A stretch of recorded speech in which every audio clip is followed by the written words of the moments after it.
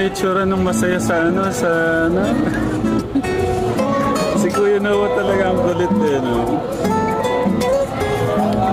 Tama po yung pinili kong testa.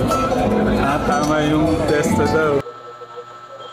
Ayan po guys, stop po muna natin. So just a heads up lamang po. In this video is panoorin po natin itong throwback po na vlog nila Tekram. Kung saan nga po nagkaroon sila ng, I believe, parang family dinner po ito. Talaga nakakatuwa lamang po makita sila or yung magpinsang Luis tsaka Noah dahil nga po talagang alam mo yung talagang vibes sila sa isa't isa. Talagang sobrang close po nila. At isa pa po dito, sobrang natutuwa po ako dahil talagang napakaswerte po ni Luis dahil nga po talagang nakakakain na siya sa mga mamahaling restaurant katulad po nito. Kumbaga napakalaking bagay po ng pagkapunta nga po niya sa Manalastas family dahil nga po yung mga bagay na hindi po niya na-experience noon ay talagang na-experience na po niya ngayon katulad na nga lang po nitong pagkain nga po nila sa isang mamahaling restaurant. At isa pa, alam kong sobrang tuwa ni Luis dahil nga po talagang itinuring siyang pamilya at talagang every time na may mga family dinner nga po ang Manalastas family is always nga pong andyan si Luis kasama. At isa pa din is ito pong closeness po nila ni Noah is sobrang nakakatuwa lamang po dahil nga po talagang magpipinsan po ang turingan nilang dalawa. So ito po ipapatuloy po natin ang panonood po. Lagi ko pangalan, Luis, chicken butter. Nanay po yun.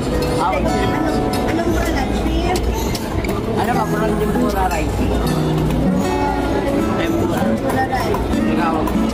Ano pagawan mo ano yan? Yan.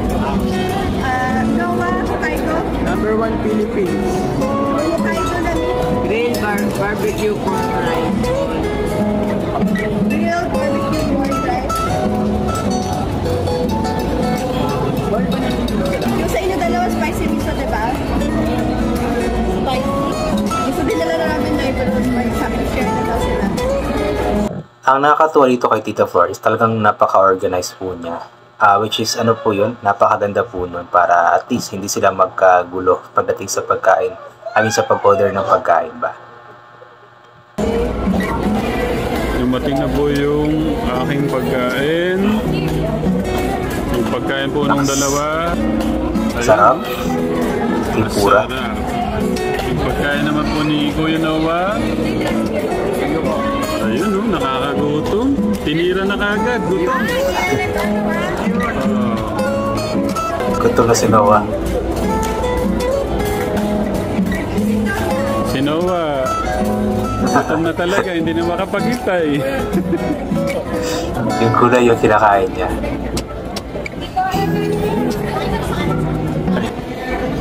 Yung tempura, ang sarap. Smile si Kuya Noah.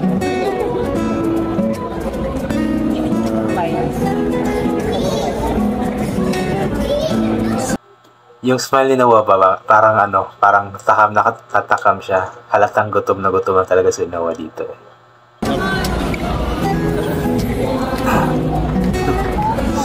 Nakakatawa itong mag-pizza na ito eh. Paano itsura nung masaya sa Si Kuya Noah talaga ang kulit eh, no? Tama po yung pinili kong testa. Tama yung testa daw. Magpe-pray na lang si Kuya Noah.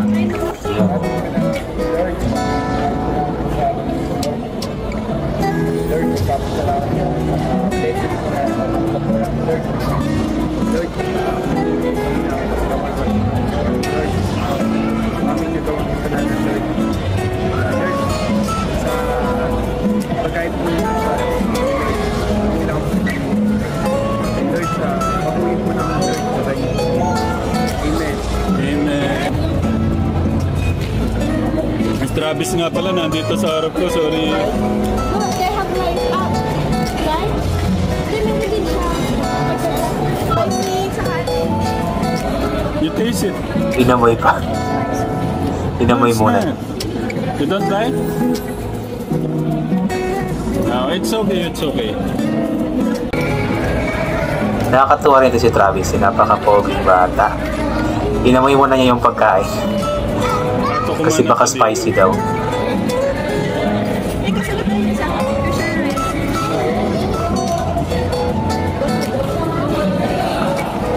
Ang galing mag-chopstick ni Luis. Ako hindi ako marunong mag... Gutom na ho talaga kami ka-Telegram. Halata naman. Hindi na namamansin si Luis sa sobrang gutom.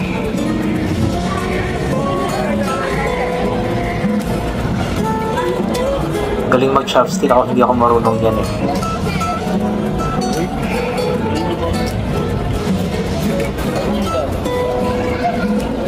Nahirapan si Travis sa chopstick. Hindi siya marunong.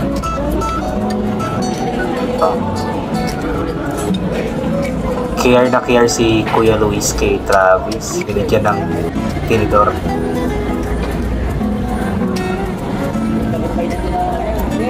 Ngiting tagumpay.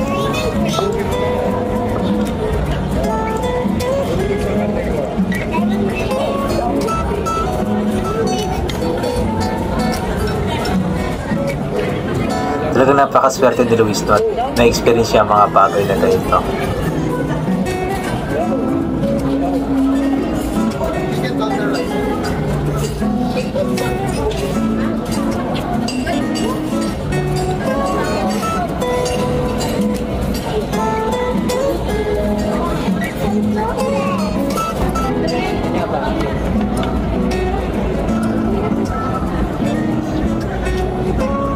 Nagutom pa si Luis eh. Paghingi kay Travis.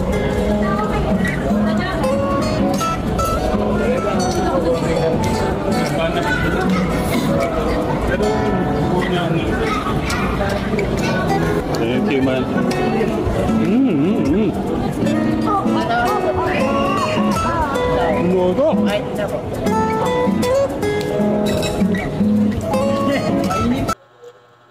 Ayun po, nakakatuwa lamang po na makita na masaya-masaya nga po si Luis kasama yung buong Manalastas family at talagang itinuturing siya na kapamilya nila. And especially for Noah, talagang itinuturing siya na totoong pinsan nito. Kaya nakakatuwa lamang po at maraming salamat po sa Manalastas family sa walang saong pagmamahal kay Kuya Luis. And also for Luis, congratulations sa'yo dahil nga po naging, or kumbaga, napunta ka sa pamilya na talagang mahal na mahal ka. Ayan. So yun po, I think hanggang dito na lamang po itong gagawin ko na reaction video. So inulit ko nga po pala dito rin po natin magkasalang pasalamat sa lahat ng mga bagay na ating natatanggap kahit na di po natin ito hinihingi kasi nga po lahat ng mga bagay na meron tayo ay kaloob sa atin ng ating Panginoon. At wala ang mga bagay na ito kung hindi dahil sa Kanya. So God bless po sa ating lahat at bye for now po.